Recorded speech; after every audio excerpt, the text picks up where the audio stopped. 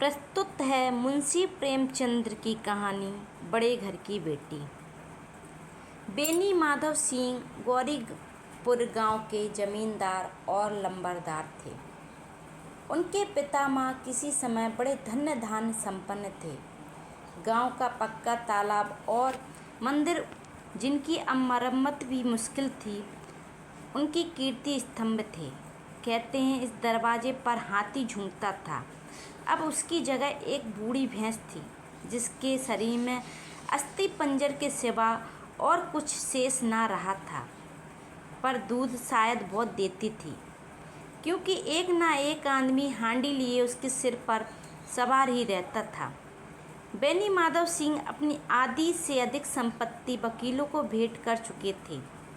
उनकी वर्तमान आय 1000 रुपये से अधिक न थी। ठाकुर साहब के 2 लड़के थे। बड़े का नाम श्रीकंठ सिंह था। उनके बहुत श्रमों, परिश्रम और उद्योग के बाद बीए की डिग्री प्राप्त की थी। अब एक दफ्तर में नौकर था। छोटा लड़का लाल बिहारी सिंह दोहरे वदन का सजीला जवान था। भरा हुआ मुखौटा, चौड़ी छाती, भैंस का 2 सेर ताज़ा दूध वह उठकर सवेरे पी जाता था। श्रीकंठ सिंह की दशा बिल्कुल विपरीत थी। इन नेत्र प्रिय गुणों को उन्होंने बीए इन्हीं 2 अक्षरों पर निछार कर दिया था। इन 2 अक्षरों ने उनके शरीर को निर्बल और चेहरे को कांतिहीन बना दिया था। इसी से वैदिक ग्रंथों पर उनका विशेष प्रेम था। आयुर्वेदिक औषधियों पर उनका अधिक विश्वास था। शाम सवेरे से उनके कमरे में से प्रायः खरल की सुरीली कर्ण मधुर ध्वनि सुनाई दिया करती थी। लाहौर और कलकत्ते के वैद्यों से बड़ी लिखा पढ़ी रहती थी। श्रीकंठ इस अंग्रेजी डिग्री के अधिपति होने पर भी अंग्रेजी सामाजिक प्रथाओं के विशेष प्रेमी न थे, बल्कि वह बधुआ बड़े जोर से उसकी निंदा और तिरस्कार किया करते थे। इसी से गांव में उनका बड़ा सम्मान था। दशहरे के दिनों में वह बड़े उत्साह से रामलीला में सम्मिलित होते और स्वयं किसी न किसी पात्र का पाठ लेते थे। गौरीपुर में रामलीला के वही जन्मदाता थे। प्राचीन हिंदू सभ्यता का गुणगान उनकी धार्मिकता का प्रधान अंग था। सम्मिलित कुटुंब के तो वे वह एकमात्र उपासक थे। आजकल स्त्रियों को कुटुंब में मिलजुल कर रहने की जो अरुचि थी, उसे वह जाति और देश दोनों के लिए हानिकारक समझते थे। यही कारण था कि गांव की स्त्रियां उनकी निंदक थीं। कोई कोई तो उन्हें अपना शत्रु समझने भी संकोच न करती। स्वयं उनकी पत्नी को भी इस विषय में उनसे विरोध था। यह इसलिए नहीं था उसे अपने सास ससुर, देवर या जेठ आदि से घृणा थी, बल्कि उसका विचार था कि यदि बहुत कुछ सहने पर भी परिवार के साथ निर्वाह न हो सके, तो आए दिन की कलह से जीवन को नष्ट करने की अपेक्षा यही उत्तम है कि अपनी खिचड़ी अलग पकाई जाए। आनंदी एक बड़े उच्च कुल की लड़की थी। उसके बाप एक छोटी सी रियासत के तालुकदार थे। विशाल भवन, 1 हाथी, 3 कुत्ते, बाज, बहरी सिकरे, झाड़ा फानुस, अनारेरी मजिस्ट्री और ऋण, जो एक प्रतिष्ठित तालुकदार के भोग पदार्थ सभी यहाँ विद्यमान थे। नाम था भूप सिंह। बड़े उदारचित्त और प्रतिभाशाली पुरुष थे, पर दुर्भाग्य से एक लड़का भी न था। 7 लड़कियां हुई और देव योग से सबकी सब जीवित रहीं। पहली उमंग में तो उन्होंने 3 विवाह दिल खोलकर किए, पर 15-20 हजार रुपयों का कर्ज सिर पर हो गया तो आंखें खुली, हाथ समेट लिया। आनंदी चौथी लड़की थी। वह अपने सब बहनों से अधिक रूपवती और गुणवती थी। इससे ठाकुर भूप सिंह उससे बहुत प्यार करते थे। सुंदर संतान को कदाचित उसके माता पिता भी अधिक चाहते हैं। ठाकुर साहब बड़े धर्म संकट में थे कि इसका विवाह कहाँ करें। ना तो यही चाहते थे कि ऋण का बोझ बढ़े, और ना यही स्वीकार था कि उसे अपने को भाग्यहीन समझना पड़े। एक दिन श्रीकंठ उनके पास किसी चंदे का रुपया मांगने आया। शायद नागरी प्रचार का चंदा था। भूप सिंह उनके स्वभाव पर रिझ गए और धूमधाम से श्रीकंठ सिंह का आनंदी के साथ विवाह हो गया। आनंदी अपने नए घर में आई तो यहाँ का रंग ढंग कुछ और ही देखा। जिस टीम टाम की उसे बचपन से आदत पड़ी हुई थी वह यहाँ नाम मात्र को भी ना थी। हाथी घोड़ों का तो कहना ही क्या, कोई सजी हुई सुंदर वहेली तक ना थी। रेशमी स्लीपर साथ लाई थी पर यहाँ बाग कहाँ। मकान में खिड़कियाँ तक ना थी, न जमीन पर फर्श, न दीवार पर तस्वीरें। यहाँ एक सीधा साधा देहाती गृहस्थ का मकान था। किंतु आनंदी ने थोड़े ही दिनों में अपने इस नई अवस्था को ऐसा अनुकूलन बना लिया मानो उसने लिबास के समान कभी देखे ही ना थे। एक दिन दोपहर के समय लाल बिहारी सिंह 2 चिड़ियाँ लिए हुए आया और भावज से बोला, जल्दी से पका दो, मुझे भूख लगी है। आनंदी भोजन पकाकर उसकी राह देख रही थी। अब वह नया व्यंजन बनाने बैठी। हांडी में देखा तो घी पाव भर से अधिक न था। बड़े घर की बेटी किफ़ायत क्या जाने, उसने सब घी मांस में डाल दिया। लाल बिहारी खाने बैठा तो दाल में घी न था। बोला, दाल में घी क्यों नहीं छोड़ा? आनंदी ने कहा कि घी सब मांस में पड़ गया। लाल बिहारी जोर से बोला, अभी परसों घी आया है, इतना जल्द उठ गया? आनंदी ने उत्तर दिया, आज तो कुल पाव भर रहा होगा, वह सब मैंने मांस में डाल दिया। जिस तरह सूखी लकड़ी जल्दी से जल उठती है उसी तरह सुदा से बावला मनुष्य जरा सी बात पर तिनक जाता है। लाल बिहारी को भावज की यह ठिठाई बहुत बुरी मालूम हुई। तिनकर बोला, मैके में तो चाहे घी की नदी बहती हो, स्त्रियाँ गाली सह लेती हैं, मार सह लेती हैं, पर मैके की निंदा उनसे नहीं सही जाती। आनंदी मुंह फेर कर बोली, हाथी मरा भी तो 9 लाख का, वहाँ इतना घी नित नाई खंगार खा कर जाते हैं। लाल बिहारी जल उठा, थाली उठाकर पटक दी और बोला, जी चाहता है जीप पकड़कर खींच लूँ। आनंदी को क्रोध आ गया, मुंह लाल हो गया। बोली, वह हो तो आज इसका मज़ा चखाते। अनपढ़ उजट ठाकुर से ना रहा गया। उसकी स्त्री एक साधारण जमींदार की बेटी थी। जब भी जी चाहता उस पर हाथ साफ कर लिया करता। खड़ाऊ उठाकर आनंदी की ओर जोर से फेंकी और बोला, जिसके गुमान पर भूली हुई हो उसे भी देखूंगा और तुम्हें भी। आनंदी ने हाथ से खड़ाऊ रोकी, सिर बच गया पर उंगली में बड़ी चोट आई। क्रोध के मारे हवा से हिलते पत्ते की भांति कांपती हुई अपने कमरे में आकर खड़ी हो गई। स्त्री का बल और साहस, मान और मर्यादा पति तक है। उसने अपने पति के ही बल और पुरुषत्व का घमंड होता है। आनंदी खून का घूंघट पी कर रह गई। श्रीकंठ सिंह शनिवार को घर आया करते थे। बृहस्पतिवार को यह घटना हुई थी। 2 दिन तक आनंदी कोप भवन में रही, न कुछ खाया न पिया, उसकी बाँह देखती रही।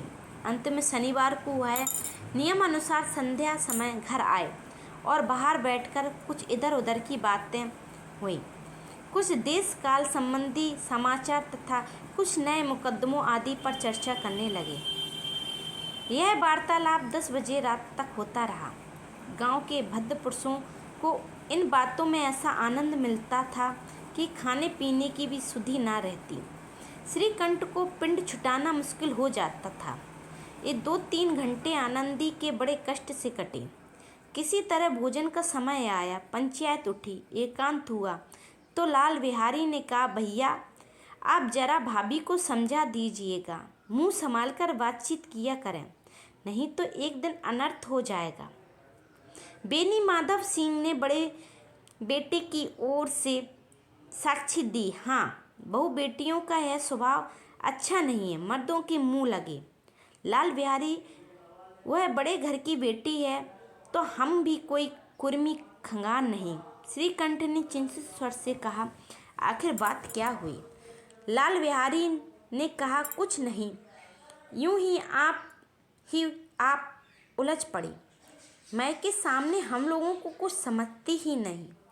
श्रीकंठ खा पीकर आनंदी के पास गए। वह भरी बैठी थी, कुछ हरकतें भी तीखी थीं। आनंदी ने पूछा, चित्त तो प्रसन्न है? श्रीकंठ बोले, बहुत प्रसन्न है, पर तुमने आजकल घर में यह क्या उपद्रव मचा रखा है? आनंदी की त्योरियों पर बल पड़ गया। झुंझुलाहट के मारे बदन में ज्वाला सी दहक उठी। बोली, जिसने तुमसे यह आग लगाई है उसे पाऊं तो मुंह झुलस दूं। श्रीकंठ, इतनी गर्मी क्यों होती हो? बात तो कहो। आनंदी, क्या कहूँ, यह मेरे भाग का फेर है, नहीं तो गमार छोकरा जिसकी चपरासी गिरी करने का भी सहूर नहीं, मुझे खड़ाऊ से मार कर यूँ अकड़ता है। श्रीकंठ, सब हाल साफ साफ कहो तो मालूम हो, मुझे तो पता ही नहीं। आनंदी, परसों तुम्हारे लाडले भाई ने मुझसे मांस पकाने को कहा। घी हांडी में पाव भर से अधिक न था, वह सब मैंने मांस में डाल दिया। जब खाने बैठा तो कहने लगा, दाल में घी नहीं है। बस इसी पर मेरे मैके को बुरा भला कहने लगा। मुझसे ना रह गया। मैंने कहा, वहाँ इतना घी तो नाई खंगार खा जाते हैं और किसी को जान भी नहीं पड़ता। बस इतनी सी बात पर अन्यायी ने मुझे खड़ाऊ फेंक मारी। मैं हाथ से ना रोकूं तो सिर फट जाए। उसी से पूछो, मैंने जो कुछ कहा वह सच है या झूठ? श्रीकंठ की आंखें लाल हो गईं। बोले, यह तक हो गया इस छोकरे का साहस? आनंदी स्त्रियों के स्वभाव अनुसार रोने लगी, क्योंकि उसकी आंसू उनकी पलकों पर रहते हैं। श्रीकंठ बड़े धैर्यवान और शांत पुरुष थे। उन्हें कदाचित भी कभी क्रोध आता था। स्त्रियों के आंसू पुरुषों की क्रोध अग्नि भड़काने में तेल का काम देते हैं। रात भर करवटें बदलते रहे। गुस्से के कारण पलक तक नहीं झपकी। प्रातःकाल अपने बाप के पास जाकर बोले, दादा, अब इससे घर में मेरा निवाह ना होगा। इस तरह विरोधपूर्ण बातें कहने पर श्रीकंठ ने कितनी ही बार अपने कई मित्रों को आड़े हाथ लिया था, परंतु दुर्भाग्य आज उन्हें स्वयं की ही बातें मुंह से कहनी पड़ी। दूसरों को उपदेश देना भी कितना सहज है। बेनी माधव सिंह घबरा उठे और बोले, क्यों? श्रीकंठ, इसलिए कि मुझे अपनी मान प्रतिष्ठा का कुछ विचार है। आपके घर में अब अन्याय और हठ का प्रकोप हो रहा है। जिनको बड़ों का आदर सम्मान करना नहीं चाहिए, वे उनके सिर चढ़ते हैं। मैं दूसरों का नौकर ठहरा घर पर रहता नहीं। यहाँ मेरे पीछे स्त्रियों पर खड़ाऊ और जूतों की बौछारें होती हैं। कड़ी बात तक चिंता नहीं है। कोई एक की दो कहे ले, वहाँ तक मैं सह लूँ, किंतु यह कदापि नहीं सह सकता कि मेरे ऊपर लात घूसे पड़े और मैं दम ना करूं।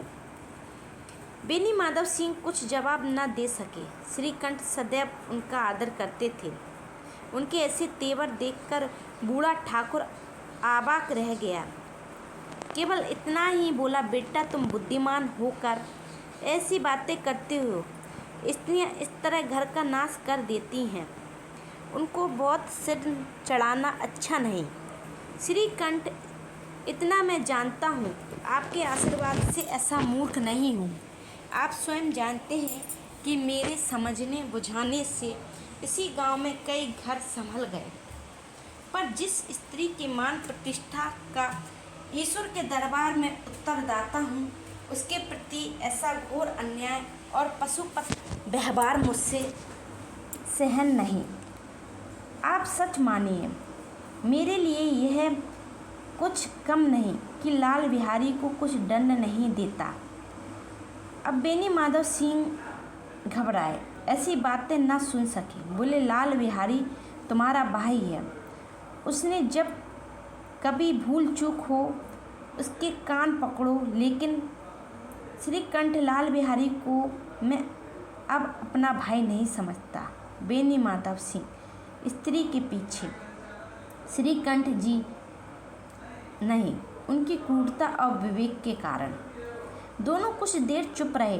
ठाकुर साहब लड़के का क्रोध शांत कर चाहते थे, लेकिन यह नहीं स्वीकार करना चाहते थे कि लाल बिहारी ने कोई अनुचित काम किया है।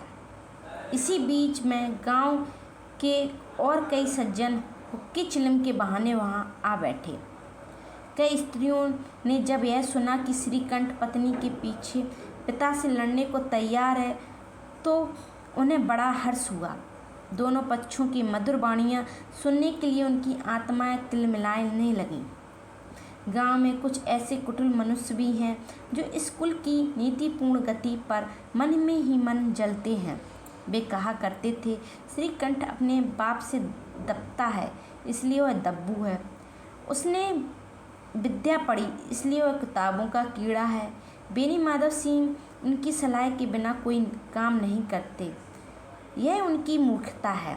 इन महान अनुभवों की शुभकामनाएं आज पूरी होती दिखाई दी। कोई हुक्का पीने के बहाने कोई लगान की रसीद दिखाने आकर बैठ गया। बेनी माधव सिंह पुराने आदमी थे, इन भावों को ताड़ गए। उन्होंने निश्चय किया, चाहे कुछ क्यों ना हो, इन विद्रोहियों को ताली बजाने का अवसर ना दूंगा। तुरंत कोमल शब्दों में बोले, बेटा मैं तुमसे बाहर नहीं हूँ, तुम्हारा जो जी चाहे करो।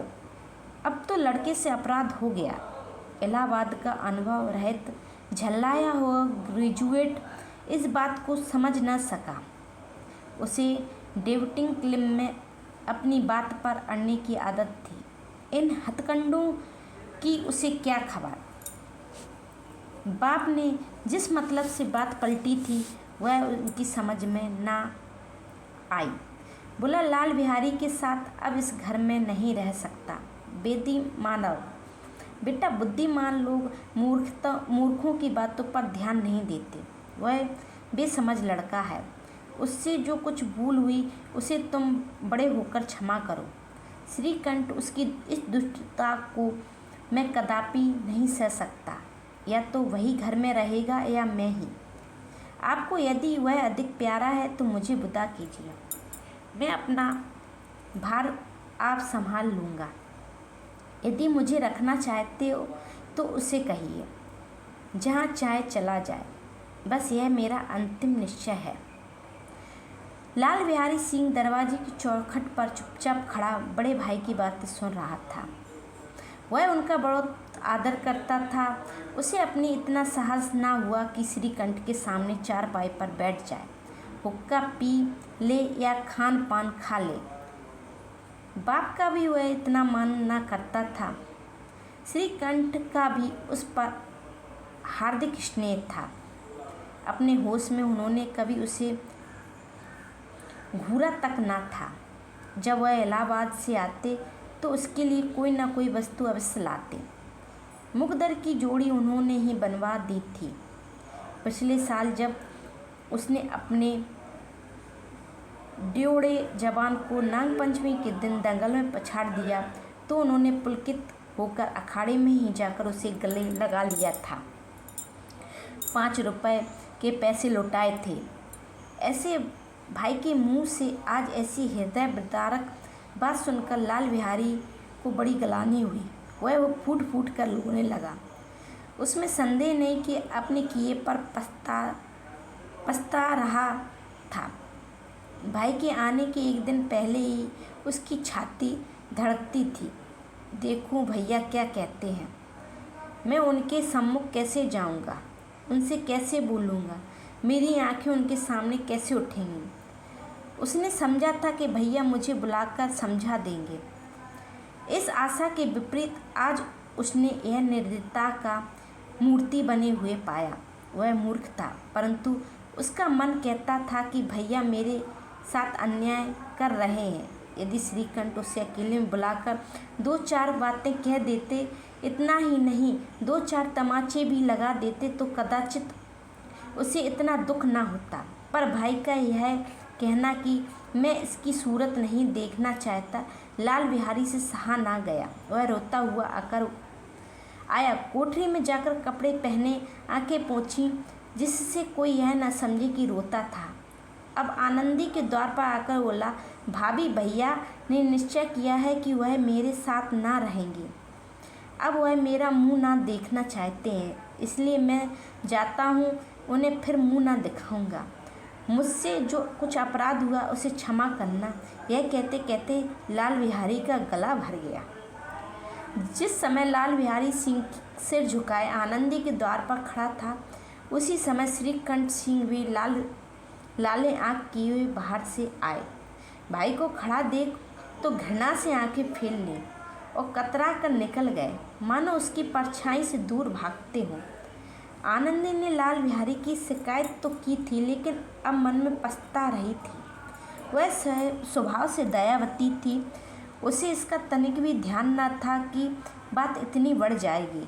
वह मन में अपने पति पर झुलझला रही थी। यह इतने नर्म क्यों होते हैं? उस पर यह भय भी लगा हुआ था कि कहीं मुझे इलाहाबाद चलने को कहें तो मैं कैसे क्या करूँगी। इसी बीच में जब उसे लाल बिहारी को दरवाजे पर खड़े हुए यह कहते सुना कि अब मैं जाता हूँ, मुझसे जो कुछ अपराध हुआ क्षमा करना, तो उससे रहा सहा क्रोध भी पानी हो गया। हाँ, पानी हो गया। वह रोने लगी। मन का मैल धोने के लिए नयन जल से उपयुक्त और कोई वस्तु नहीं है। श्रीकंठ को देखकर आनंदी ने कहा, लाला बाहर खड़े बहुत रो रहे हैं। श्रीकंठ, तो मैं क्या करूं?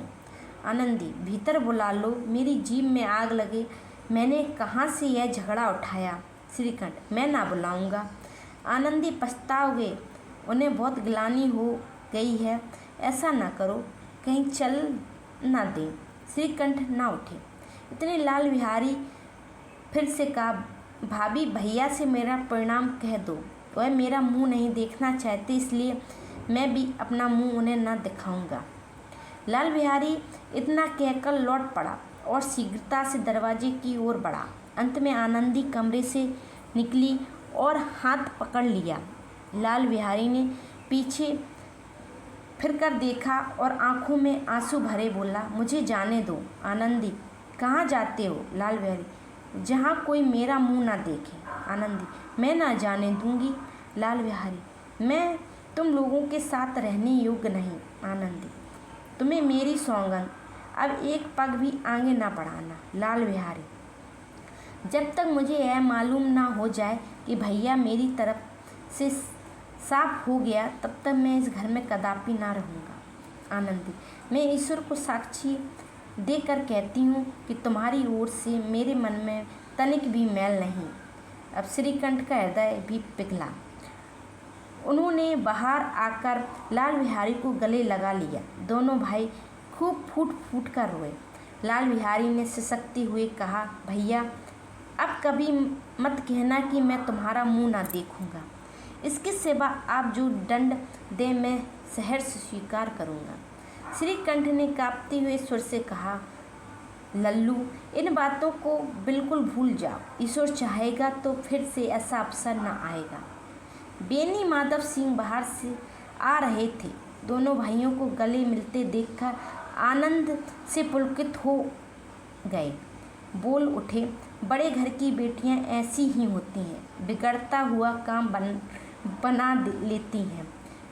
गांव में जिसने यह वृत्तांत सुना, उसी ने ये शब्दों में आनंदी की उदारता को सराहाया। बड़े घर की बेटियां ऐसी ही होती हैं। धन्यवाद दोस्तों।